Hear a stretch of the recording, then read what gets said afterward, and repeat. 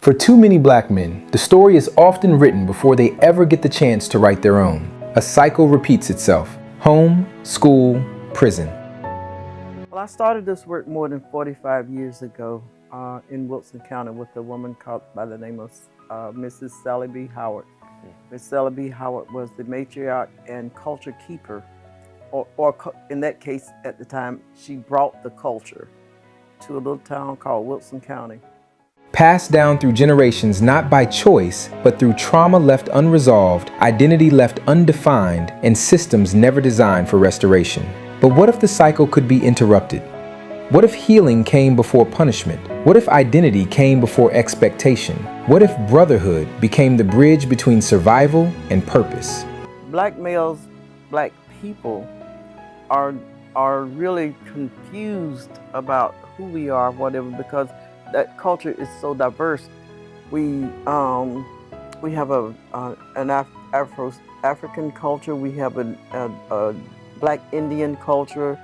We have assimilated into a European culture, and we have all of that stuff mixed up together. But then one becomes the dominant culture. So the European culture becomes the dominant culture.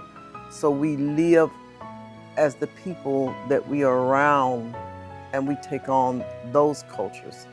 So we really don't know who we are. The new Nazarite covenant was created to break the home, school, prison cycle among black men ages 18 to 35, not by treating symptoms, but by addressing root causes: unresolved trauma, identity disconnection, low self-worth, economic instability. These are not isolated problems. They are interconnected barriers that shape decisions, behaviors, and outcomes. In the space of not having the kind of mental health resources that we need, that we began to look at community-based alternatives to address mental health. And that's what this is about. It's about identifying a community-based approach where we can give people a safe space to come in to they can write poetry about it, they can talk about it, we can do circles, but at least it gives people a place where we can come and start to talk about that trauma rather than keep it hidden. This program creates a pathway forward through restoration, a return to self, a rebirth of discipline, character, purpose. So I began the work with children in the community who were not looked at, that were overlooked in the community, because my passion. I had children myself, and I had gone through a little something what my son had gone through. And then seeing young black boys out on the streets during the times that they were supposed to be in school, and I'm saying, why are so many of our kids out smoking blunts in front of the corner store at a time when they're supposed to be in school? And so I questioned. Grounded in African-centered principles, the new Nazarite covenant guides participants through a structured journey of awakening, alignment, and activation. Participants are not simply enrolled in a program. They are invited into a process of remembering who they are.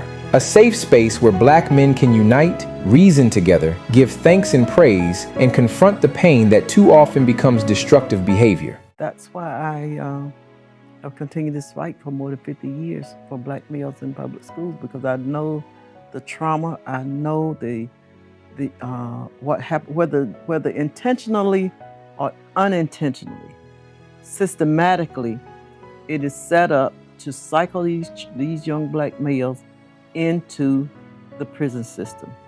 And that's how I coined the homeschool prison cycle, which now is known as the school to prison pipeline.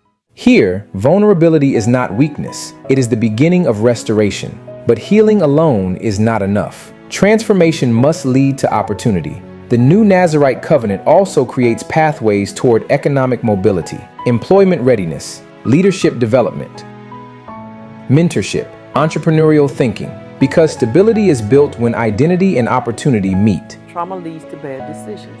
Untreated trauma leads to bad decisions, whether it be in contact with the juvenile court system, whether it be our economics, whether it be our family. The mission is clear: restore cultural identity and self-worth, increase emotional regulation and accountability, prevent trauma-driven behaviors and system involvement, advance economic outcomes, develop leaders capable of transforming not only themselves, but their communities.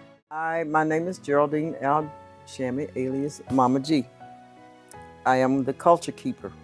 This is more than intervention, more than prevention. This is reclamation, a new covenant, a new standard, a new pathway for Black men ready to become who they were always meant to be.